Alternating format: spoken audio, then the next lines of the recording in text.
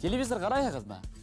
Әз біләгіз, 2019 елдің ғинуарынан Ресейді федераль телевизия каналдарының аналог тапшыруы тоқтатыласақ.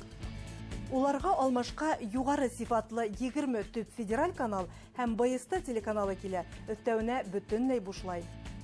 Бүгін телевизор қараудың 4 ысылу бар. Спутник тәрілке хаша, кабель, интернет сілтәрінде. Әгер телевизорда ошы үс ұсыл ярдамында қарағығы цифрлы телевидениеға көсеугізге біріншікті қағылмай. Әгер енді 4-сі ысыл, яғни үй я урамантын аша екен, бұл хәбәр хіздің үшін. Телевидение орнына цифрлы телеканал келе. Оның ісіне дүйім қолланыштағы 20 федераль канал инген, төбә каналдары бұл хәтта yok. Әгер хәд цифрлы телевидениела, шолық вақытта БСТ аша республика тұрмышынан мүхим яңылықтар, спорт ойындары трансляциялары, башқұр тіліне тапшырудар қарау тіләгі миян хағыд, ябай қағидаларды хәтерді қалдырығыд. Телевизорғы заманса һәм 2013 елдан үйтіштіліген болға, тимәк тюнері бар деген хөд. Бұл осырақта антына кабелін тұташтырыға һәм телевизорда цифрлы һәм аналог каналдарды эзләү түймәһенә басырға кәрәк.